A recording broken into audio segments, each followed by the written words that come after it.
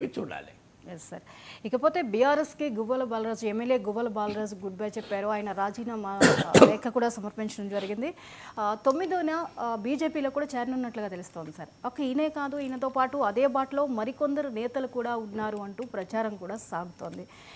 So అంటే ఈ సమయంలో స్థానిక సంస్థల ఎన్నికలకి సన్నాహాలు జరుగుతున్న వేళ జరుగుతున్నటువంటి రాజకీయ పరిణామాల్ని కనుక చూసినట్లయితే బీజేపీ వ్యూహం తెలంగాణలో ఎలా అంచనా వేయొచ్చు సార్? అంటే ఈ ప్రత్యర్థుల బలహీనతల్ని, వీక్నెసెస్ను, వల్నరబిలిటీస్ను ఏ రాజకీయ పార్టీనా వాడుకుంటుంది. ఇప్పుడు బీఆర్ఎస్లో ఛాలెంజ్ ఏంటంటే ఆల్రెడీ కవిత ఒక పెద్ద తలనొప్పిగా మారింది. ఒక సీరియస్ మానసిక క్రైసిస్ను కేసీఆర్ ఎదుర్కొంటున్నాడు. కవితను ఏమీ అనలేడు.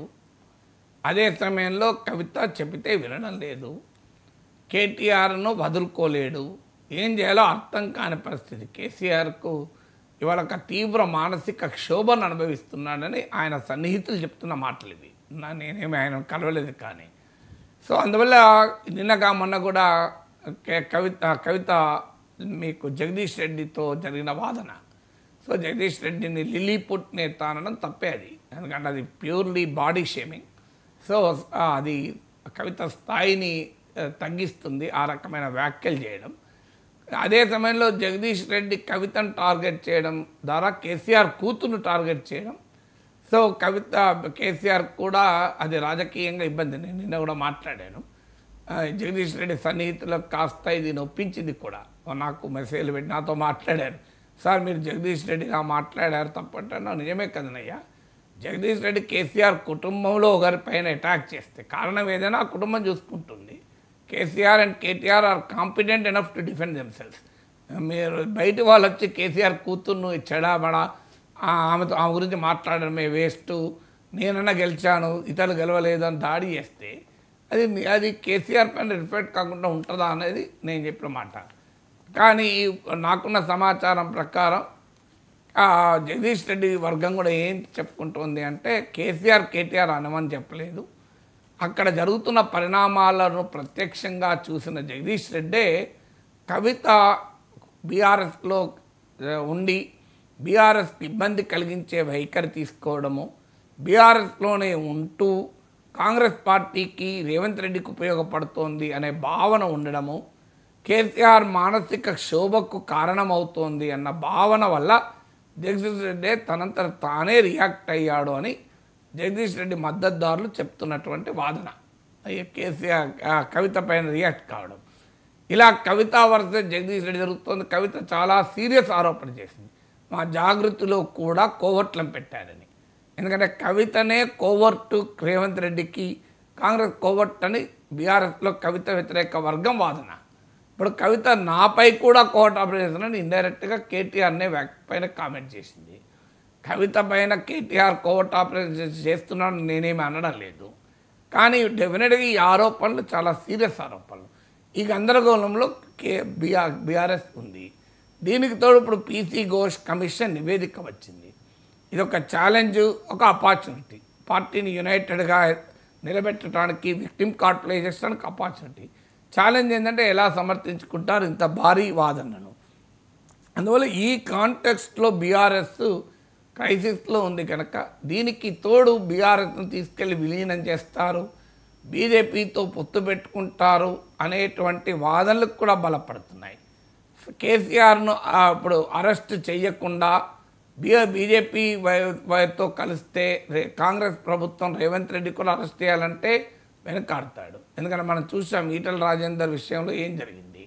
ఈటల రాజేందర్ బీఆర్ఎస్లో ఉండగానే ఆయన పైన చర్యలు మొదలుపెట్టారు. ఆయన బయటకు వెళ్ళడంతోనే ఉధృతం చేశారు. ఉదయం 5 గంటలకే ఆయన భూముల్లోకి కలెక్టర్ వెళ్ళాడు.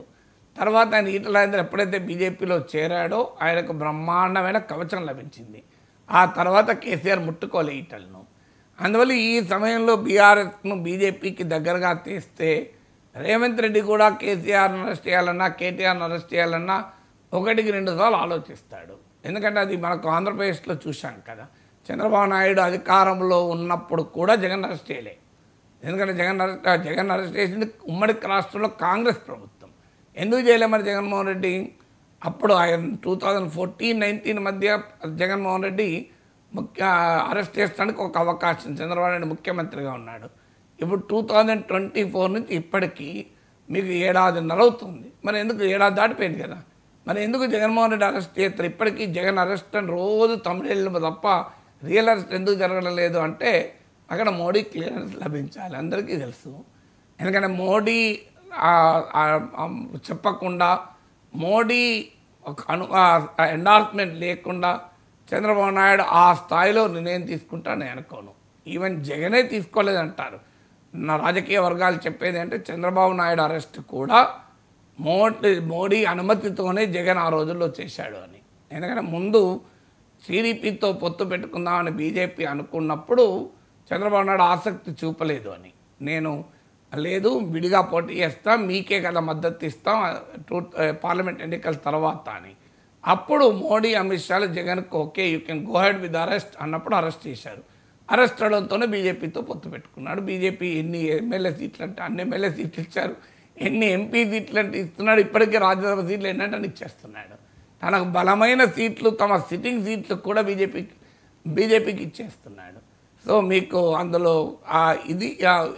ఆ రకంగా బీజేపీ జగనే మోడీకి చెప్పకుండా చంద్రబాబు నాయుడు అరెస్ట్ చేయలేదు అని రాజకీయాల్లో అంటుంటారు, వర్గాల్లో అంటుంటారు.